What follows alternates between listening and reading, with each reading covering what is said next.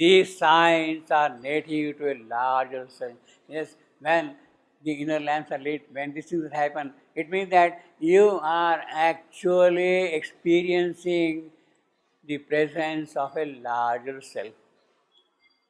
You are experiencing the presence of a larger self. You are no more confined to mind, to vital, to physical and all that thing. You have crossed beyond that. You have gone into the spiritual life.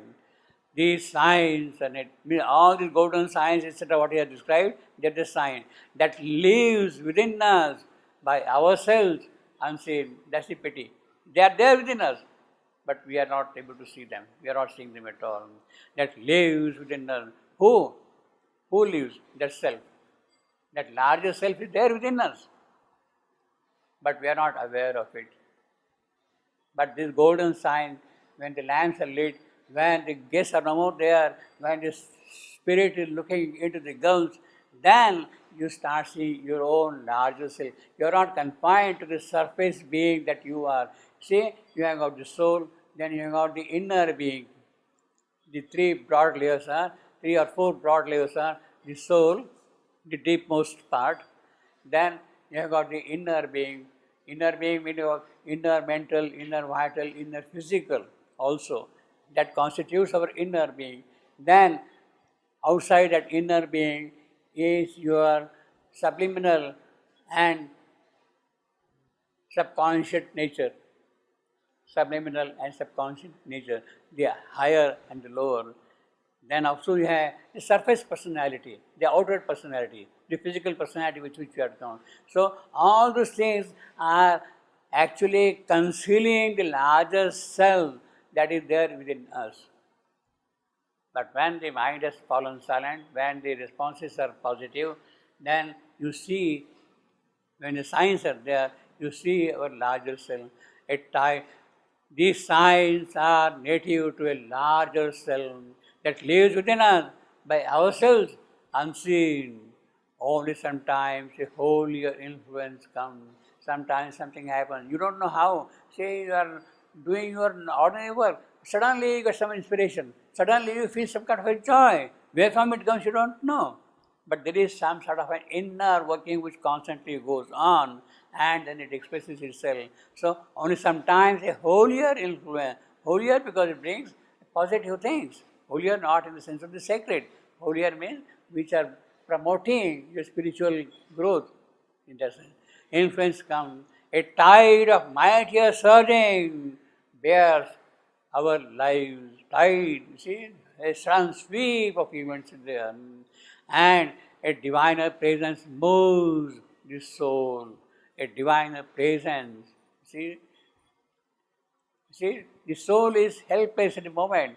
It is kind of trapped by nature and it is not able to express itself fully at all. You see. But when all these things start happening, then it is moved by the diviner presence. Or through the earthly coverings, something breaks through earthly coverings. All that physical nature, earthly nature, ambitions, greed, etc., all that is there, that earthly thing. He has used the word earthly twice. Earlier also he got earthly, you see here. Earthly sense, earthly covering. Something breaks. A grace and beauty, your spirit. What is that break? A grace and beauty, your spiritual light. So, see, the spiritual light has in this place, a double quality. The spiritual light is a grace by itself. It is not just illumination. It brings grace. It brings beauty. When it brings grace and beauty, it means that it will bring joy also. It brings joy also. A grace and beauty of spiritual light, ourselves, and a high stranger whom we feel. It is that our larger self, that it stands for that larger self. It is and acts unseen as if it were not. Yeah, means it keeps on doing its own job by itself. It follows the line of sempiternal birth. It follows the line of sempiternal birth, unending birth. It goes through. It goes through why? Because it is carrying from birth to birth forward, onward, you see. So that way, Sempiternal birth is a good thing that we renew ourselves, we make progress from birth to birth. To make real progress, continued progress, it is good that we take a new birth constantly. A new birth is a necessity. What we call rebirth is metaphysically necessary. It is that rebirth which promotes your spiritual progress, you see. In that sense, you can say also that death is a helping hand to make you progress. All that could not progress, death terminates, and then you start again on what you have built and make progress, you see. So death promotes life in that sense, you see. And unseen, as if it were not, it follows the line of sempiternal birth. So it continues. Means all the merit which you have accumulated in a given life, that becomes a part of the soul, or the psychic being. And being a part of the psychic being, you take it from birth to birth, add to that thing. See. What is called punya. In the traditional language, punya means the merit, the spiritual merit, the psychic gain is what we would call as a punya, the psychic gain. That is a punya. Yet seems to perish with its mortal. You see, it looks as if it has gone, it has disappeared, but it is not, it is there. In other words, when a birth takes place, the newly born child is not a blank slate, he is not tabula rasa, he is not a blank slate. He brings with it all its greatnesses it had accumulated in the previous life. And on that, then it builds up his future life, you see. Therefore, it seems to perish, but it does not really perish. It goes on further. In the mortal frame, our physical body, our vital, mental, etc., they are dissolved after the death. But then, when it comes again, it starts Nagam school. Well, Mother has given a number of examples of how you carry forward from life to life the gains you have received. She talks of the musician, how the hand remains as it is. She talks of a number of examples like that, you see. Assured the apocalypse, the power of manifestation of the divine existence, divine creation here.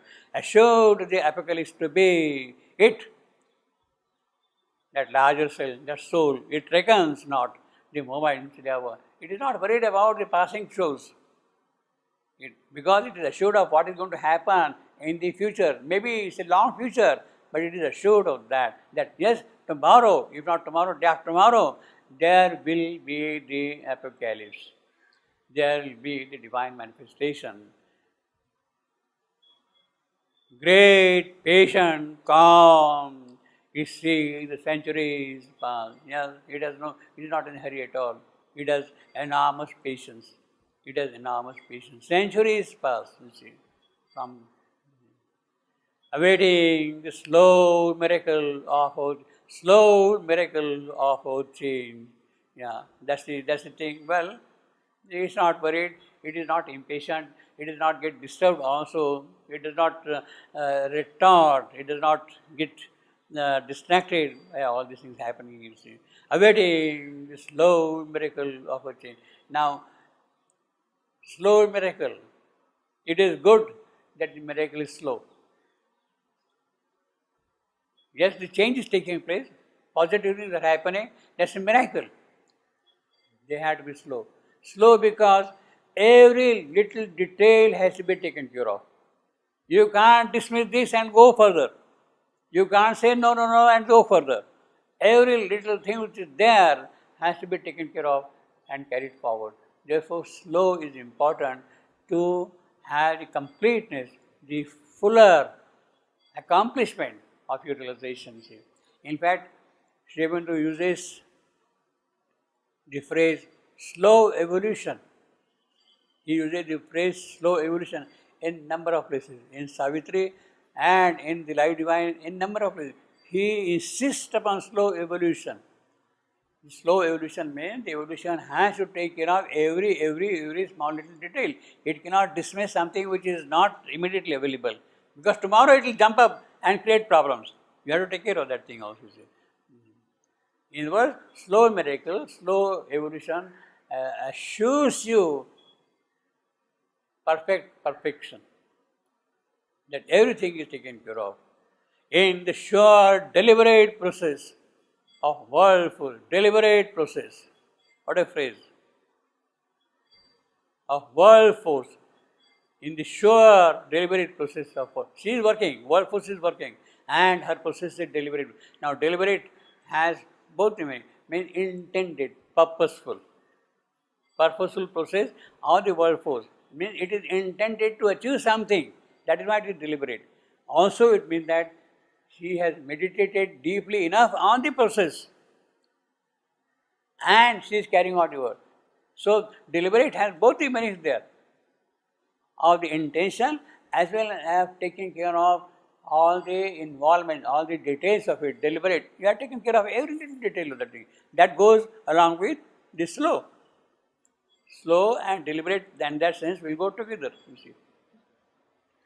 Deliberate means purposeful process for a certain purpose. Also a process which has been deliberated upon, where all the details are taken care of completely, you see, slow. So, therefore, deliberate and slow, they will go together, I will say. You see. So, you see, this is very, very mathematical. Every language, every word has a relationship, a connection, you see.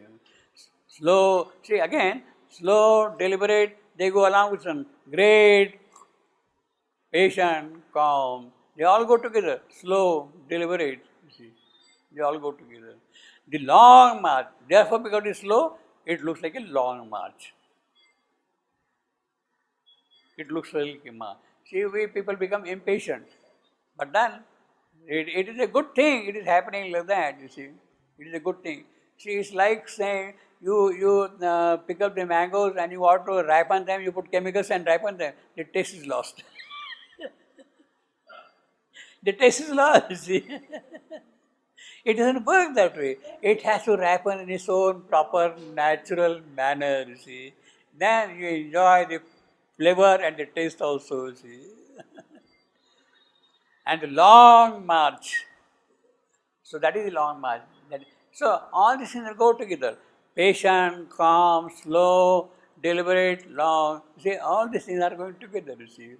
It is the origin, that a master clue. It is the origin, that cell, that larger cell, that soul. It is origin. And the master clue, yes, it is that which will give the clue, what to be done, what not to be done, how to proceed, what not to proceed. It is that which will give the clue, because it has got larger knowledge also now, you see. A silence overhead, an inner voice, it is the origin. You see, that self within is that clue. What is that clue? That clue is a silence overhead, above our head, all silence. An inner voice, antar dhani, sound. Inside you hear the sound, an inner voice, a living image seated in the heart.